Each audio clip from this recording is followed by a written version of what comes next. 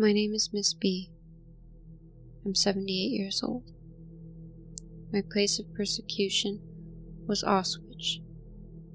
I was held there from April 1944 to September 1944. I was put into barrack number 10 in Auschwitz in April of 1944.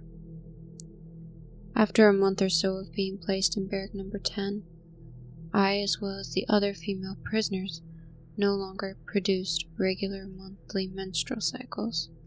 We also experienced terrible rashes. First, pus-filled blisters appeared, then turned into sores. In some cases, this rash would be on both our arms and chest. In the morning and night, we were lined up approximately for 2 hours for roll call. During this time, Dr. Mengele would come in once or twice a week, and he would pull out the weak and sick from the line when they were never to be seen again. It was necessary to make sure that the entire body was covered so Dr. Mengele would not see even one sore, or our life would be over. Dr. Giselle Pearl assisted Dr. Mengele during the day. However, at night, Dr. Pearl came into the barrack and administered an ointment with glue-like consistency to every sore in order to heal this horrific rash. Dr. Pearl came in periodically to barrack number 10 and also went to other barracks to administer this ointment. The rash needed several weeks to clear. However, it would often return a few days later. In Auschwitz, there was a belief among the female prisoners that the soup we were given to eat was drugged, and the drug was the reason why we suffered from this horrific rash. Without Dr. Pearl's medical knowledge and willingness to risk her life by helping us, it would be impossible to know what would have happened to me and to many of the other female prisoners. I lived in Sayet, the same town as Dr. Giselle Pearl, until I was 16. When I was sent away to the ghetto, I remember what a wonderful reputation she had and how well known she was in our area. My mother was her patient, and my grandmother went to her husband, Dr. Kraus, who was an internist. When we both went into Auschwitz, I remember she was known as the doctor of the Jews there.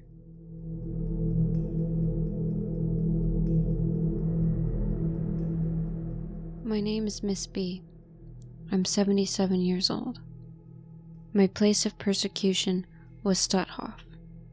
Date, 1943. It is very emotional, physiologically speaking, to go into details. Please understand. I could never have any children.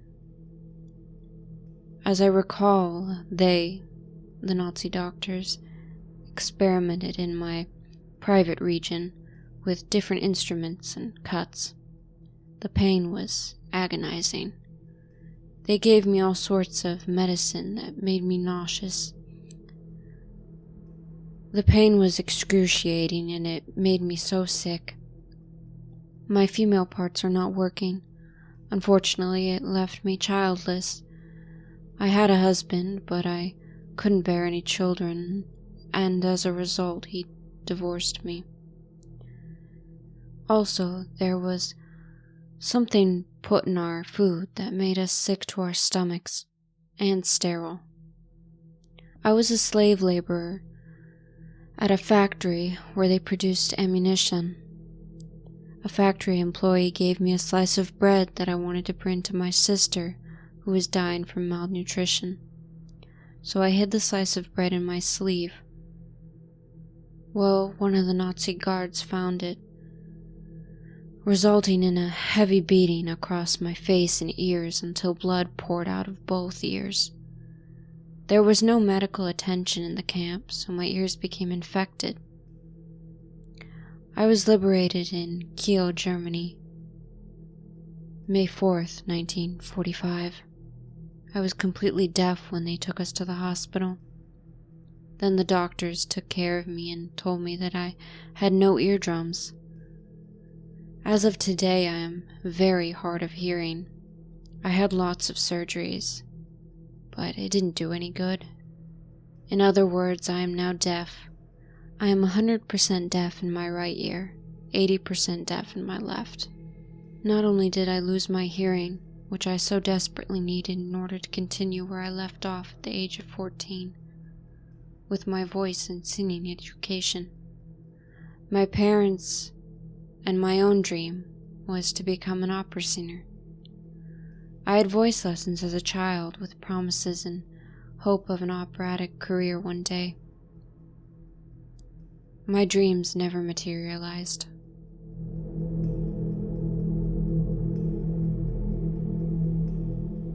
My name is Miss A. I am 83 years old.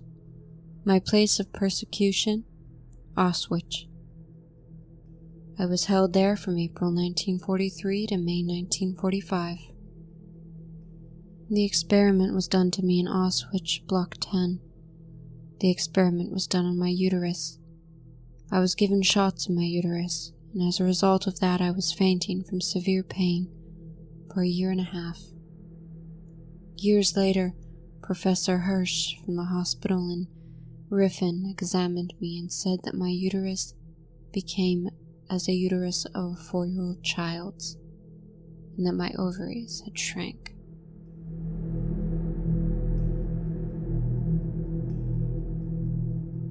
My name is Miss G. I'm 81 years old, and my place of persecution was Auschwitz. I was held there from March 1944 to April 1944. Each day I was submerged in hot water. Whenever I tried to put my head out of the water in order to breathe, I was forced back into the water by Dr. Joseph Mengele. He enjoyed himself immensely, and this lasted for 10 minutes. I was immediately afterwards put into cold water, and the same procedure was repeated. There were 5 people, including myself, undergoing the same process. After these daily sessions, we were taken to barrack number 8 at Auschwitz, which was destined for those who were to die. We were taken there to see for how long we were going to survive. One day, a woman passing by saw me gesturing and crying for help through a hole in a plank of the wooden barrack. She loosened the plank and wrapped me.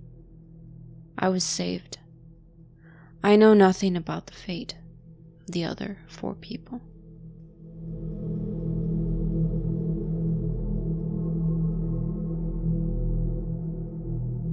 My name is Mr. E, and I am 69 years old.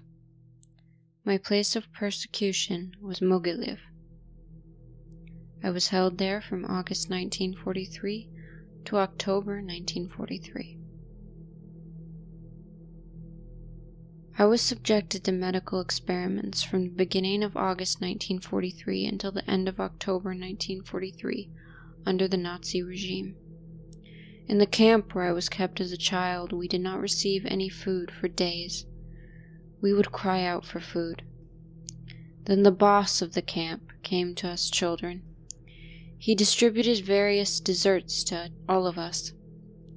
After a couple of hours, we realized that something was not in order with the food. I got really sick and suffered from cramps. I threw up, had diarrhea, the chills, and fever. Many died as a consequence of this poisoned food. Due to this heavily poisoned food, my legs felt as they would be paralyzed. I could not walk for several weeks and could only be carried. As soon as I recovered, I received numerous injections from a doctor into the right side of my mouth, close to my lower jaw. Why I was injected, for what, and what substance I was injected, I don't know, since I was only 8 years old at the time. I still have a hole on my right cheek. The man who ordered all of this, His name was Noblach. After the war, he was hunted as a criminal of war.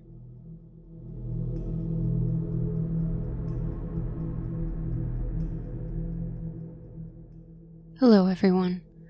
I hope this video brought a light to what these people had to endure. And I'd just like to say that this video is dedicated to all those who had to endure those terrible things under the Nazi regime. I'd also like to say I'm sorry if I butchered any of the German pronunciations. I tried my best. Anyway, I hope all of you have a great day. Subscribe. Thank you.